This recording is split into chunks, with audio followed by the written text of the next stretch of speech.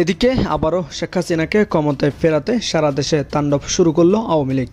তবে কি কাজ করছে ভারতের প্ল্যান বি?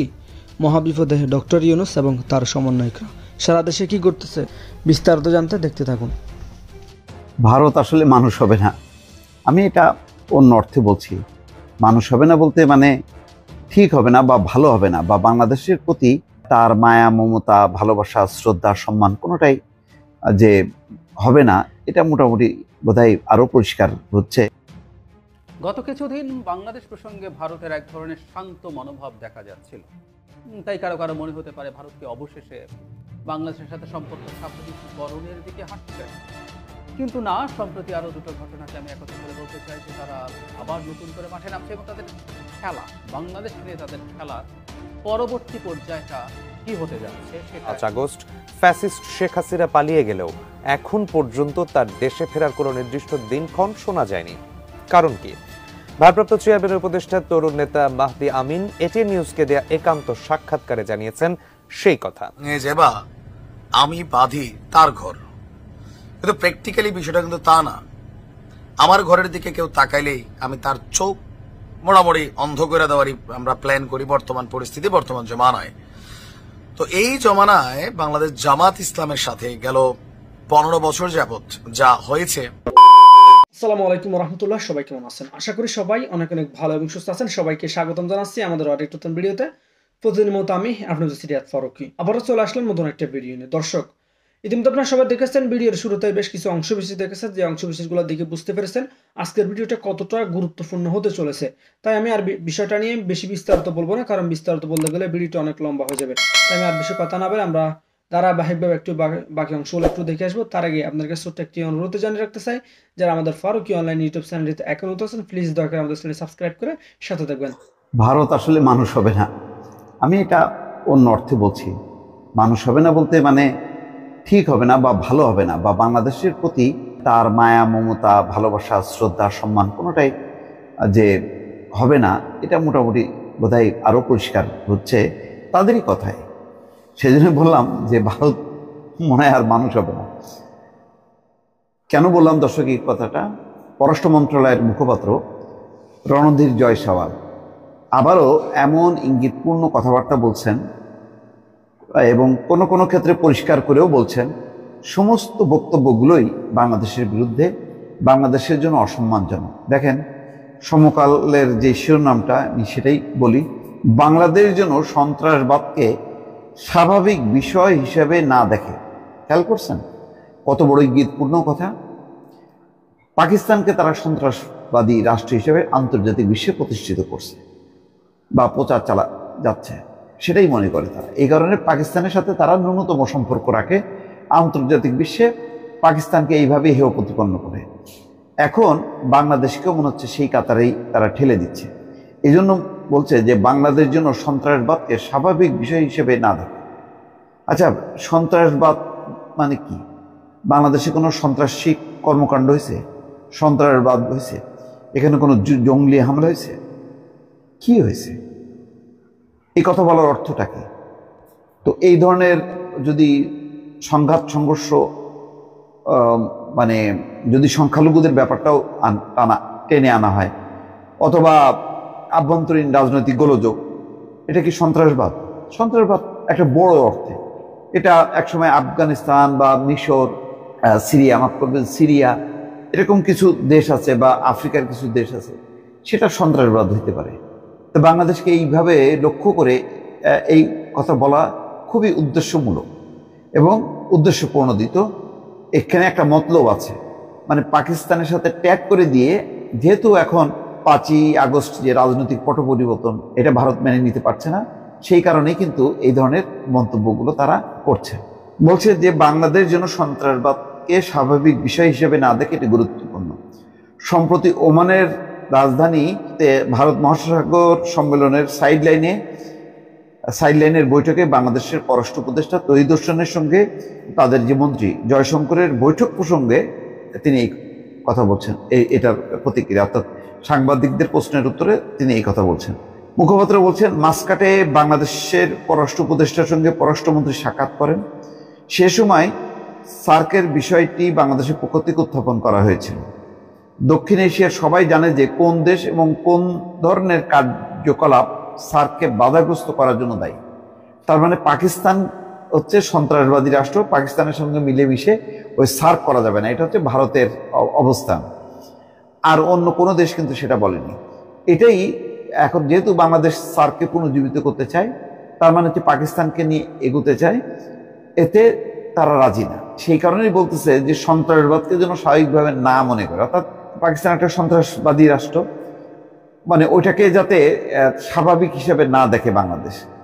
খেয়াল করেন, মানে এদের এটা হলো বিমস্টেক চালু করো, মানে পাকিস্তান সেখানে নাই, বাংলাদেশকে নিয়ে যে দক্ষিণ এশিয়ার বিভিন্ন দেশগুলো বা এশিয়ার দেশগুলো নিয়ে যে বিমস্টেক, ওইটাতে কার্যকর হোক এবং বাংলাদেশ সক্রিয় হোক, কিন্তু সার্ক নিয়ে মানে টানাছাড়া করা না হয়। কারণ এখানে সার্কে পাকিস্তান অন্যতম একজন সদস্য রাষ্ট্র, তার বক্তব্য গুরুত্ব সহকারে আন্তর্জাতিক অঙ্গনে উচ্চারিত হয়, এখানে খুব সুবিধা করতে পারে না পাকিস্তানের সাথে পাড়াপাড়ি করে। তো এই কারণে সার্ক না, বিমস্টেক। তো আর বাংলাদেশ যেহেতু এখন সার্কের কথা বলছে, সুতরাং পাকিস্তানের বিষয়টা বাংলাদেশকে মনে করিয়ে দিচ্ছে এই রণধীর জয়সওয়াল। সাংবাদিকদের আরেক প্রশ্নের জবাবে জয়সওয়াল বলছেন, আমরা কয়েকজন উপদেষ্টার মন্তব্য এবং বাংলাদেশের সঙ্গে আমাদের সম্পর্কের উপর এর প্রভাব কি পড়তে পারে তা পর্যবেক্ষণ করছি, অবশ্যই সহযোগিতামূলক নয়। ও আচ্ছা, নম করলে হ্যাঁ, সীমান্ত হত্যার কথা বলা যাবে না, তারপরে যে বিভিন্ন বাণিজ্য অসঙ্গতি সেগুলি বলা যাবে না, সেগুলির জন্য ওনারা লক্ষ্য করছেন। নির্দিষ্ট মন্তব্যের প্রভাব কি হতে পারে তা নিয়ে সংশ্লিষ্ট ব্যক্তিদের ভাবা উচিত। বাইরে আপনারা ভাবেন, বাংলাদেশের পররাষ্ট্র উপদেষ্টা কি বলছে, যে ভারতের উচিত কোনো নির্দিষ্ট সরকার ভিত্তিক পররাষ্ট্রনীতি না করা, অর্থাৎ আওয়ামী লীগ সরকারকে ঘিরেই তাদের পররাষ্ট্রনীতি আবর্তিত হয়। এটাই কিন্তু বাংলাদেশের পররাষ্ট্র উপদেষ্টা তৌহিদ হোসেন মনে করিয়ে দিয়েছেন। আচ্ছা, তিনি বলছেন, গত কয়েক মাস ধরে বাংলাদেশের সংখ্যালঘুদের সঙ্গে কি হচ্ছে তা আমরা সবাই ভালোভাবে জানি। প্রকৃতপক্ষে এই মাসের শুরুতে ওয়াশিংটনে প্রেসিডেন্ট ডোনাল্ড ট্রাম্পের সঙ্গে প্রধানমন্ত্রী নরেন্দ্র মোদীর আলোচনা এটা উঠেছিল কিন্তু কাজকলা দেখাইছে। ওই ভারতের সাংবাদিকরা বলছে আমাকে না, ওই একে বলেন। আর বাংলাদেশের মানে রাজনৈতিক পট পরিবর্তনে মার্কিন যুক্তরাষ্ট্র কোনো ভূমিকা রাখেনি। আর বাংলাদেশ সম্পর্কে কোনো প্রশ্ন থাকলে ওইটা নরেন্দ্র মোদীকে করেন, কারণ শত শত বছর ধরে বাংলাদেশ নিয়ে তারা গবেষণা করছে। মানে এক ধরনের তাচ্ছিল্য এবং এটা যে অবান্তর একটা প্রশ্ন, সেটা কিন্তু বোঝাই দিছে। তো উঠাইতে পারে, উঠাক। এখন ওনারা বৈঠক করছে, উঠাইতে পারছে, কিন্তু আমেরিকা কি সিদ্ধান্ত নিছে? কোনো তো সিদ্ধান্ত নেয়নি। তো সুতরাং এই সমস্ত অবান্তর কথাবার্তা আসলে বলে এটা সম্পর্কটাকে জটিল করতেছে। অথচ তৌহিদ হোসেন বলছেন যে আগামী মাসে বা খুব শীঘ্রই মানে মন্ত্রী পর্যায়ের বৈঠক হবে, অর্থাৎ জয়শঙ্কর বাংলাদেশে আসবে, বাংলাদেশে এই বৈঠকটা হবে, সম্পর্ক যাতে আরো এগোনো যায়। কিন্তু এই সমস্ত কথাবার্তা দেখলে মনে হয় যে না, তাদের আসলে ইচ্ছা নেই, তাদের ইচ্ছা বাংলাদেশকে মানে চাপে রাখুন। ভালো থাকবেন, আল্লাহ হাফিজ। দীর্ঘ 17 বছর বিদেশে নির্বাসিত জীবন কাটাচ্ছেন বিএনপির ভারপ্রাপ্ত chairman Tarique Rahman. 5 August fascist Sheikh Hasina পালিয়ে গেলেও এখন পর্যন্ত তার দেশে ফেরার কোনো নির্দিষ্ট দিনক্ষণ শোনা যায়নি। কারণ কি? ভারপ্রাপ্ত চেয়ারম্যানের উপদেষ্টা তরুণ নেতা মাহদি আমিন এটিএন নিউজকে দেয়া একান্ত সাক্ষাৎকারে জানিয়েছেন সেই কথা। আরো বিস্তারিত জানাচ্ছেন নাজিয়া ফ্রিন। বিএনপির ভারপ্রাপ্ত চেয়ারম্যান তারেক রহমান দীর্ঘ 17 বছর ধরে দেশে না থাকলেও শুধু লন্ডন থেকেই নেতৃত্ব দিয়ে যাচ্ছেন দলের। 1.5 দশকেরও বেশি সময় ধরে স্বৈরাচার বিরোধী আন্দোলনে গুম খুন হত্যা মামলা মাথায় নিয়ে সারা দেশের নেতাকর্মীরা আন্দোলন চালিয়ে গেছেন তারই নির্দেশে। কোনো প্রলোভন কিংবা উস্কানিতে বিভ্রান্ত না হয়ে জ্ঞানভিত্তিক রাষ্ট্র এবং সমাজের নেতৃত্ব দানের জন্য নিজেদেরকে প্রস্তুত করুন। শেখ হাসিনা পালিয়ে যাবার 4 মাস পর চিকিৎসা নিতে লন্ডনে যান দলের চেয়ারপারসন খালেদা জিয়া। সেই সময় গুঞ্জন উঠে চিকিৎসা শেষে খালেদা জিয়া দেশে ফিরবেন তারেক রহমানকে সঙ্গে নিয়েই। যদিও এর কিছুদিন পর লন্ডন থেকে ফিরে দলের স্থায়ী কমিটির সদস্য সালাউদ্দিন আহমেদ জানান, তারেক রহমানের দেশে ফেরার মতো পরিবেশ এখনো তৈরি হয়নি। আমাদের মাননীয় ভারপ্রাপ্ত চেয়ারপারসন ওনাকে নিয়ে আসার জন্য সম্পূর্ণ পরিবেশ আমরা সৃষ্টি করতে পারিনি, সেজন্য অল্প কিছু সময় লাগবে, অতি অবশ্যই আসবেন। ভিশনের ফুলঝুরি মেগা অফারে ফ্রিজ কিনলেই পাচ্ছেন 16 পিসের আকর্ষণীয় গিফট বক্স একদম ফ্রি। শেখ হাসিনা সরকারের দেয়া মামলাগুলো বেশিরভাগই রাজনৈতিক মামলা বলে বরাবরই জানিয়ে আসছেন তারেক রহমানের আইনজীবীরা। তাহলে দেশে ফিরতে বাধা কোথায়? প্রশ্ন ছিল ভারপ্রাপ্ত চেয়ারম্যান তারেক রহমানের উপদেষ্টা মাহদি আমিনের কাছে। সুস্থ স্বাভাবিক গণতান্ত্রিক প্রক্রিয়া আরও একটু অগ্রসর বাংলাদেশ, সেখানে ইনশাল্লাহ উনি ফেরত আসবেন। কিন্তু তার আগে ওনার ফার্স্ট প্রায়োরিটি হচ্ছে সাধারণ প্রতিটি মানুষের যেন আইনের কাছ থেকে, বিচারের কাছ থেকে অবিচারের শিকার না হন, সেটা নিশ্চিত করা। সেজন্য সরকারের উপর আমাদের চাপ অব্যাহত রয়েছে এবং ইনশাল্লাহ সে অনুকূল আইনগত এবং রাজনৈতিক পরিবেশ যখন আসবে অবশ্যই তিনি ফেরত আসবেন। তারেক রহমান সফলভাবে দেশের অন্যতম বৃহৎ দল বিএনপি নেতৃত্ব দিয়ে আসছেন জানিয়ে মাহদি আমিন প্রশ্ন তোলেন, বিএনপি সহ অন্য রাজনৈতিক দল ও সাধারণ মানুষ কেন এখনো পলাতক ফ্যাসিস্ট সরকারের দেয়া রাজনৈতিক মিথ্যা মামলাগুলো থেকে নিষ্কৃতি পাচ্ছে না? ফ্যাসিবাদ পতনের পর সরকার প্রতিষ্ঠা হয়েছে 6 মাস হয়েছে। এখন যদি আইনের অনুশাসন থাকতো, এই যে 1.5 লক্ষ মিথ্যা মামলা করা হয়েছে, আমাদের 60 লক্ষ নেতাকর্মীর বিরুদ্ধে মিথ্যা মামলা করা হয়েছে, সিভিল সোসাইটির মেম্বার্স, অন্যান্য পলিটিক্যাল পার্টির মেম্বার, একদম নির্দলীয় মানুষ যিনি হয়তো ফেসবুকে একটা স্ট্যাটাস দিয়েছিল শেখ হাসিনার বিরুদ্ধে, তার নামে মিথ্যা মামলা হয়েছে। সবাই কি সেখান থেকে নিষ্কৃতি পেয়েছেন? পান নাই। আমাদের প্রত্যাশা এই ধরনের একটা অনুকূল রাজনৈতিক এবং আইনগত পরিবেশ তৈরি হবে। জাতীয় নির্বাচনের জন্য অন্তর্বর্তী সরকারের প্রস্তুতি যত দ্রুত সম্পূর্ণ হবে, বিএনপির ভারপ্রাপ্ত চেয়ারম্যান তারেক রহমানের দেশে ফেরা ততটাই ত্বরান্বিত হবে বলে আশাবাদ জানান এই তরুণ নেতা। উনি ফিরবেন কবে, এই প্রশ্নটা বিএনপিকে না করে অন্তর্বর্তী সরকারকে করা উচিত। ওনারা কত দ্রুত অনুকূল আইনগত এবং রাজনৈতিক পরিবেশটা সৃষ্টি করতে পারবেন। আসসালামু আলাইকুম। বাংলা একটা কথা আছে যে আমার ঘর ভাঙে যেবা আমি বাঁধি তার ঘর, কিন্তু প্র্যাকটিক্যালি বিষয়টা কিন্তু তা না। আমার ঘরের দিকে কেউ তাকাইলেই আমি তার চোখ মোটামুটি অন্ধ করে দেওয়ারই আমরা প্ল্যান করি বর্তমান পরিস্থিতি, বর্তমান জমানায়। তো এই জমানায় বাংলাদেশ জামাত ইসলামের সাথে গেল 15 বছর যাবৎ যা হয়েছে, যৌক্তিক অযৌক্তিক যাই হয়েছে, এটার ঝাল কি জামাত নেবে না? হারে হারে নেবে, এটা 100%। বিশেষ করে আমাদের ভিডিওগুলোর কমেন্টে যারা আমাদের জামাতের নেতাকর্মীরা আছেন, তাদের কমেন্ট দেখলে আমরা বুঝি যে ভেতরে থাকা যে চাপা ক্ষোভটা কোন লেভেলে। আওয়ামী লীগ যেমন তার কৃতকর্মের জন্য অনুশোচনা করে না, তারা মনে করে তারা সঠিক ছিল, কারণ এই আন্দোলনটা ছিল সরকার পতনের। আবার জামাত মনে করে 1971 সালে তারা যা করছে এটাও সঠিক ছিল তৎকালীন প্রেক্ষাপটে। আর এই ইস্যু নিয়ে গেল 15-16 বছর আওয়ামী লীগের সাথে যখন বাকবিতণ্ডা হয়েছে, এখন কিন্তু বিএনপির সাথে হচ্ছে। তো বিএনপিটা বাকবিতণ্ডাতে জড়িত আছে, ভবিষ্যতে অন্যদিকেও যাইতে পারবে, সুযোগ আছে। কারণ বিএনপি বলছে যে যুদ্ধাপরাধীদের বিচার কন্টিনিউ থাকবে, যদি এরকম হয় তাহলে ঘটনাটা আবার অন্যদিকে যাবে। বাট আপাতত শেখ হাসিনার জন্য একটা চ্যালেঞ্জ ছুড়ে দিয়েছেন বাংলাদেশ জামাত ইসলামের আমির, সুন্দর সুশ্রুমণ্ডিত আমাদের জামাতের আমির শফিক সাহেব। সরকার পতনের পর প্রথম দিকে বলেছিলেন যে আওয়ামী লীগের উপর এক ধরনের ক্ষমা ঘোষণা করেছেন। এটা নিয়ে আবার তর্ক বিতর্ক চলেছে, বিএনপি কাউন্টার করছে। বাট ফাইনালি আস্তে আস্তে আওয়ামী লীগের প্রতি তাদের যে ক্ষোভের জায়গাটা, যৌক্তিক অযৌক্তিক, এটা কিন্তু প্রকাশ পাচ্ছে। ইভেন আওয়ামী লীগ ফিরে আসার জন্য দেশে বিদেশে যে পরিকল্পনা করছে, প্ল্যান করছে, কোনোভাবেই সফল হতে দেবে না জামাত ঘোষণা। গতকালকে আমরা দেখলাম যে জামাত ইসলামের আমির বলছেন ফ্যাসিবাদের মৃত্যু অনিবার্য, তারা যতই ফিরে আসার চেষ্টা করুক আর কিন্তু প্রতিষ্ঠিত হতে পারবে না। এখন মৃত্যু অনিবার্য কেন বলল? গেল এই 6 মাসে আন্তর্জাতিক অপরাধ ট্রাইব্যুনালে শেখ হাসিনা সহ আওয়ামী লীগের যে সকল নেতাকর্মীদের বিরুদ্ধে মামলা হয়েছে, সেখানে যে রায় হয়েছে কিছু কিছু জায়গায়, এমনকি এই মামলাগুলোর যদি কন্টিনিউ বিচার হতে থাকে তাহলে শেখ হাসিনার ফাঁসি হবে নিশ্চিত, সাথে আওয়ামী লীগের অনেক নেতাকর্মীর। আবার এই ট্রাইব্যুনাল কিন্তু আওয়ামী লীগ সরকারের আমলেই গঠন করা হয়েছে। তো ওই ট্রাইব্যুনালেই শেখ হাসিনার ফাঁসি নিশ্চিত করতে চায় জামাতের নেতাকর্মীরা। শফিক সাহেব আপনার বিভিন্ন বক্তব্যের একটা জায়গাতে এসে তিনি মানে 21শে ফেব্রুয়ারি উপলক্ষে যে বক্তব্য দিচ্ছিলেন, সেখানে স্পষ্টতই বলছিলেন যে ফেসিবাদীরা আবার বাংলাদেশে পুনঃপ্রতিষ্ঠিত হওয়ার জন্য যেই পরিকল্পনা করছে, সেই চেষ্টা যে কোনো মূল্যে প্রতিহত করবে বাংলাদেশ জামাত ইসলাম। তারা কোনোভাবেই এই ফেসিবাদী শক্তিকে বাংলাদেশে আর রাজনীতি করতে দেবে না। এই কথাগুলো হচ্ছে জামাতের বিভিন্ন স্তরের যারা নেতাকর্মী আছেন। কারণ ওই যে বললাম, প্রত্যেকের অন্তরে ক্ষোভ হচ্ছে মাওলানা দেলোয়ার হোসেন সাঈদী সহ বাকি যাদের ফাঁসি হয়েছে, যাবজ্জীবন হয়েছে, প্রত্যেকটা মৃত্যুর বদলা কিন্তু জামাত নেবে। এমনকি সেটা আইনের মাধ্যমেই নেবে, যে আইনের মাধ্যমে শেখ হাসিনা তাদের ফাঁসি দিয়েছেন।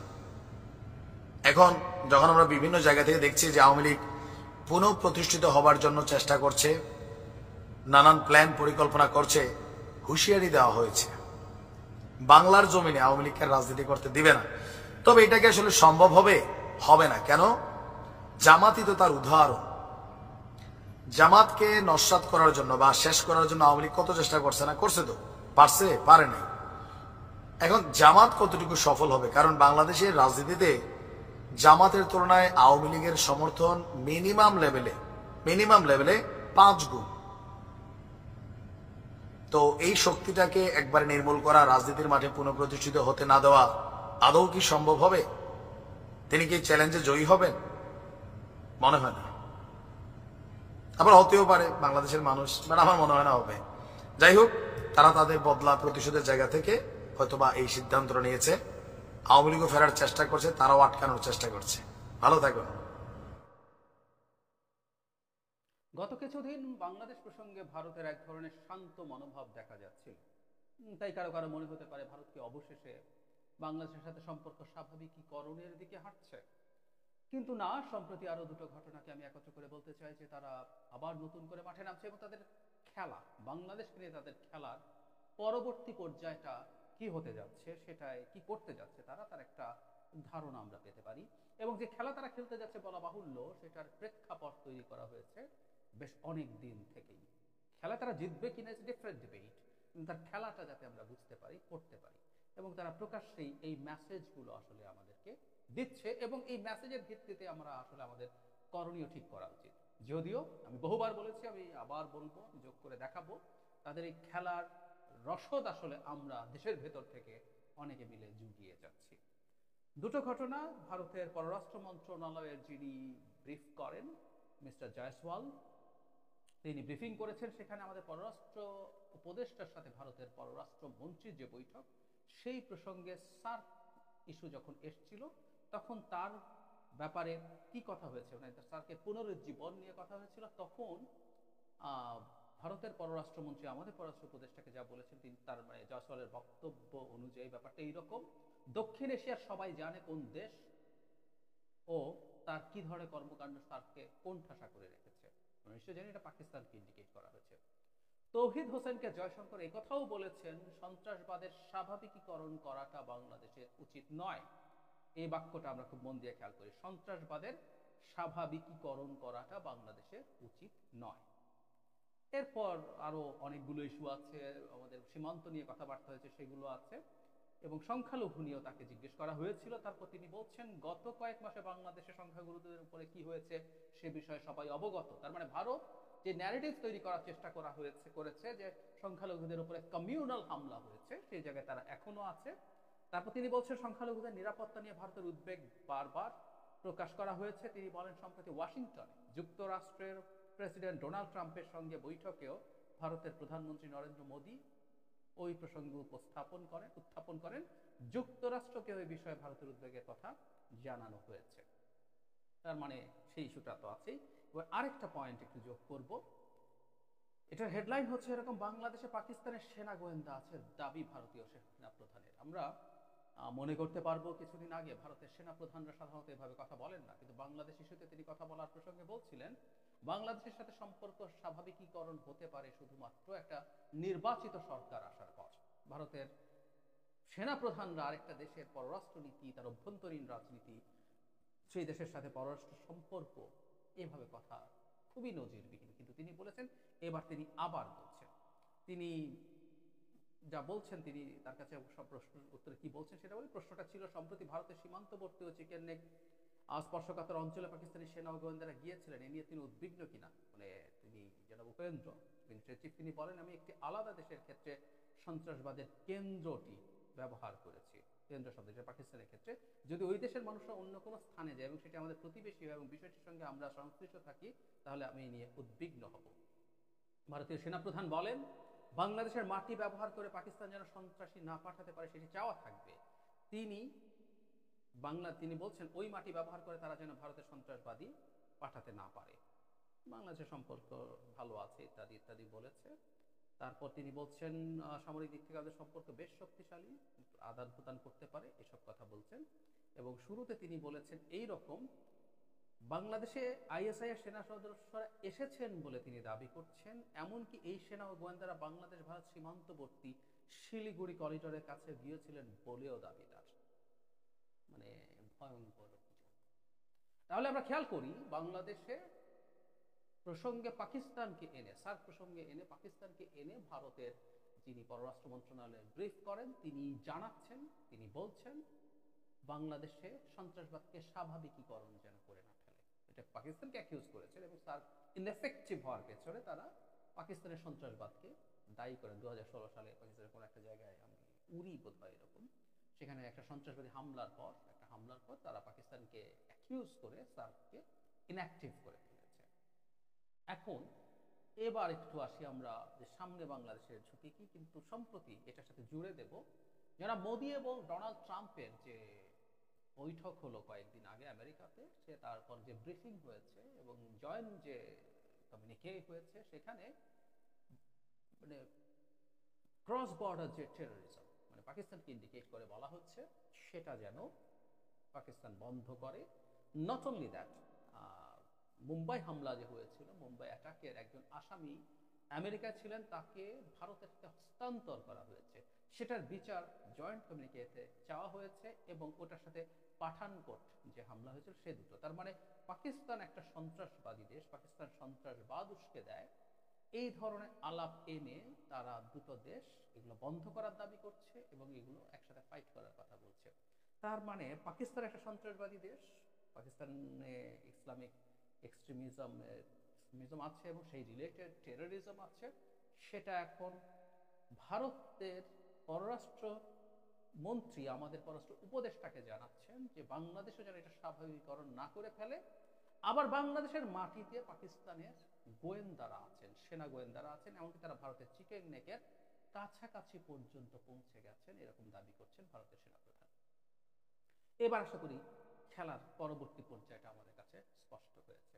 বাংলাদেশে এখন পাকিস্তানি টেরোরিজমের ঘাঁটি গাড়ছে এবং বাংলাদেশ থেকে ভারতের অন্যান্য অঞ্চলে, এই অঞ্চলে একদিকে তো তার সেদিকের বর্ডার আছে, এখন উত্তর পূর্বাঞ্চলীয় রাজ্য বা সেভেন সিস্টার্স বলি বা পশ্চিমবঙ্গ সংলগ্ন এই এলাকাতে পাকিস্তানের যে সেনা সদস্যরা, সেনা গোয়েন্দারা, তাদের ভাষ্য মতে বাংলাদেশের মাটিতে আছেন এবং এই অঞ্চলেও তারা এখন একটা ডিফারেন্ট ফ্রন্টে টেরোরিজম শুরু করবেন। এটা হচ্ছে তাদের ন্যারেটিভ। আরেকটা ক্রস বর্ডার টেরোরিজম। আমি বহুদিন থেকে একটা কথা বলছিলাম যে বাংলাদেশে ধর্মীয় উগ্রবাদের প্রসার হচ্ছে, এই ধরনের বয়ান তৈরি করার মতো বেশ কিছু ঘটনা ঘটানো হয়েছে, এগুলো পরিকল্পিত এবং আমাদের সরকারের অথর্বতা, অক্ষমতা এই বয়ানকে এস্টাবলিশ হতে সাহায্য করেছে। মাজারে হামলা সংখ্যাটা এখন 85-র মতো, একের পর এক মাজারে হামলা হয়েছে এবং ইসলামিক এক্সট্রিমিস্ট যেসব গ্রুপ এই ধরনের সকল জিহাদিস্ট কর্মকাণ্ড করে, তারা এই মাজার কনসেপ্টে বিশ্বাসী নয়, তারা এগুলোর বিরুদ্ধে জানাবে। সুতরাং এটা এই ন্যারেটিভের পার্ট, এটাকে হেল্প করে। লালন মেলা বহু জায়গায় বন্ধ হয়েছে, বাউলদেরকে বহু জায়গায় গান গাইতে দেওয়া হয় নাই, বিভিন্ন রকম মেলা বন্ধ হয়েছে, সাংস্কৃতিক অনুষ্ঠান বন্ধ হয়েছে। বই মেলাতে এমন একজন লেখিকার, তিনি বিতর্কিত কিন্তু ওনার নিষিদ্ধ নয় এমন বই বন্ধ করে দেওয়া নিয়ে নানান বড় ধরনের হুজ্জতি হয়েছে, হাঙ্গামা হয়েছে, ট্র্যাপ হতে পারে কিন্তু তারপর হয়েছে। একই সাথে অভিনেত্রীরা শোরুম উদ্বোধন করতে পারছেন না, মেয়েদের ফুটবল খেলা হয়নি। মানে আমরা যদি হিসাব করি সংখ্যাগুলো অনেক হিসাবে দাঁড়িয়ে যায়। বিভিন্ন জায়গায় এই ধরনের ঘটনা ঘটেছে, ঘটানো হয়েছে, স্পষ্টভাবেই ঘটানো হয়েছে। এখন বাংলাদেশে দিনের পর দিন এখন যদি আমরা সব ঘটনাগুলো একত্র করি, কয়েকশো ঘটনা পাবো, এক একটা এক এক রকম, যেগুলো আসলে ওই ন্যারেটিভকে যে বাংলাদেশে ইসলামী মৌলবাদ, ইসলামিক এক্সট্রিমিজম মাথা চাড়া দিচ্ছে। এর সাথে আমরা যোগ করব শেখ হাসিনার পতন এবং পালিয়ে যাওয়ার পর থেকে বাংলাদেশে বিভিন্ন মিছিলে, বিভিন্ন সমাবেশে কালেমা লেখা কালো পতাকা, এটা দায়েশের পতাকা বলে প্রতিষ্ঠিত হয়েছে। বিরাট বড় পতাকা দিয়ে স্টুডেন্টরা মিছিল করেছে। চক্রান্ত আছে, বহু জায়গায় কেউ জানতো না, হাতে দিয়ে গেছে, অনেকে সরল বিশ্বাসে সরল মনে কলেমা লেখা পতাকা বলে সেটা উড়িয়েছেন, সেটা ধরেছেন, কিন্তু এই ছবিগুলো ছড়িয়ে পড়েছে চারদিকে, বিভিন্ন দিকে। সুতরাং এই ঘটনাগুলোর জন্য আসলে ঘটানোর চেষ্টা হয় এবং মুহূর্তে সেগুলো ভারতের মিডিয়া লুফে নেয়, সেগুলো ছড়িয়ে দেয়, সেগুলো চলতে থাকে, ক্রমাগত চলতে থাকে। সুতরাং বাংলাদেশে জঙ্গিবাদের উত্থান হতে পারে এবং সেটা পাকিস্তানি জঙ্গিবাদ, পাকিস্তানের গোয়েন্দারা থেকে সেটা দেখভাল করছে এবং ভারতের জন্য নিরাপত্তা ঝুঁকি তৈরি করছে তার চিকেন নেক এবং সেভেন সিস্টার্সে। এবং আমি সাথে যোগ করব, বাংলাদেশে দাঁড়িয়ে বাংলাদেশের বাইরে থেকেও কেউ কেউ চিকেন নেকের গলা টিপে ধরবো, ভারতের সেভেন সিস্টার্সের খবর করে দেব, এই আলাপ টালাপ বহু হয়েছে, রেটরিক্যালি হলেও প্রচুর এই আলাপি স্লোগান বাংলাদেশ থেকে দেয়া হয়েছে। সুতরাং সবকিছু আমরা যদি যোগ করি তাহলে দেখা যাবে ভারত এখন তার মানে এখন বাংলাদেশের অভ্যন্তরে না, ভারতের মধ্যেও একটা স্পিল ওভার হতে যাচ্ছে, ক্রস বর্ডার টেরোরিজম ভারতের এখন এই বর্ডারেও শুরু হতে পারে, পাকিস্তান পেট্রোনাইজড এবং বাংলাদেশ সেটার পার্ট হচ্ছে, এই ন্যারেটিভ হচ্ছে এখন সামনে। খুবই ভয়ঙ্কর ব্যাপার, খুবই ভয়ঙ্কর ব্যাপার। আর এই ধরনের ইসলামিক টেরোরিজম যদি মাথা চাড়া দেয় বাংলাদেশে, তাহলে অনিবার্যভাবে হিন্দু সম্প্রদায়ের জন্য সেটা আবার প্রবলেম তৈরি করবে। এই সব কিছু আমরা যদি একত্র করি, ইন্টারন্যাশনালি আমরা চাপে পড়তে যাচ্ছি, ঝামেলায় পড়তে যাচ্ছি। আমি ভারতের কথা যদি বলি, ভারতে আমি দেখিয়েছি আপনাদের অনেককেই। আরেকটা খবর হচ্ছে ক্যাশ প্যাটেল, যিনি FBI চিফ হিসাবে মনোনয়ন দেওয়া হয়েছিল, তিনিও সেনেটে পার পেয়েছেন। তুলসী গাবার্ড আবার পুরো গোয়েন্দা প্রধান আছেন এই অঞ্চলে, যিনি মানে সহকারী পররাষ্ট্র মন্ত্রী হচ্ছেন, তিনি ভারতীয় বংশোদ্ভূত। তুলসী গাবার্ড ভারতীয় না হলেও তিনি বিজেপি, তিনি RSS। আমি এটা নিয়ে বিস্তারিত কথা বলেছিলাম কিছুদিন আগে। তো সবকিছু যদি একত্র করি, আমেরিকা বা বাংলাদেশ এই ধরনের এক্সট্রিমিজম মাথা চাড়া দিচ্ছে, এটা ইভেন ইউরোপও পছন্দ করবে না। সুতরাং আর ভারত তো এখানে সমস্যা তৈরি করার জন্য বসেই আছে। সবকিছু যদি নেই, আমাদের সরকারকে আসলে খুব সতর্ক হওয়া দরকার এবং যে পদক্ষেপগুলো আসলে, যে কাজগুলো যেগুলোর বিরুদ্ধে সরকার ঠিকঠাক মতো দাঁড়িয়ে কাজ করতে পারছে না, এগুলো প্রত্যেকটা এই ন্যারেটিভকে সহায়তা করে। সরকারের কঠোর হওয়া দরকার। আমি আসলে আর বেশি আশাও করতে পারছি না, কারণ আমি আজ পর্যন্ত দেখি না খুব সিগনিফিক্যান্টলি কোনো পদক্ষেপ নেওয়া হয়েছে এবং সেগুলো ইমপ্লিমেন্ট করার চেষ্টা করা হচ্ছে। আমি জানি না সামনে কি আছে, কিন্তু খুবই টাফ সিদ্ধান্ত সরকারের দিক থেকে নেওয়া দরকার আছে। কারণ ডক্টর ইউনূসের মতো মানুষ আমাদের মাথার উপরে আছে বলে এখন পর্যন্ত আমরা ঝড়ঝাপটা এড়াতে পারছি, তার যে ব্যক্তিত্বের স্ট্যাচার। কিন্তু অ্যাট দ্য সেম টাইম যখন এই জিনিসগুলো ক্রমাগত হতে থাকবে এবং বেশ খানিকটা তার ব্যর্থতার কারণে, তখন তার এই আমাদের উপরে থাকাটা খুব বেশি কার্যকর নাও হতে পারে। বিপিন নুরুল হক নূর সহ আমরা আজকে যে সারা দেশে আলোচিত এবং সমালোচিত যে খবরগুলো আছে, সেগুলো বেশ কিছু ভিডিও আপনাদের মাঝে তুলে ধরার চেষ্টা করেছি, যেগুলো ভিডিও দেখে আপনাদের মতামত অবশ্যই কমেন্ট করে জানাবেন। এখানে আমাদের ব্যক্তিগত কোনো মতামত নেই। আপনারা ইতিমধ্যে ভিডিওগুলো দেখেছেন, যে ভিডিওগুলো দেখে বুঝতে পেরেছেন আজকে ভিডিওটি কতটুকু গুরুত্বপূর্ণ ছিল। তো অবশ্যই যারা এতক্ষণ পর্যন্ত আমাদের সাথে ছিলেন তাদেরকে অসংখ্য ধন্যবাদ জানিয়ে এখানে শেষ করবো আজকের ভিডিও। ভালো থাকবেন, সুস্থ থাকবেন, আল্লাহ হাফেজ।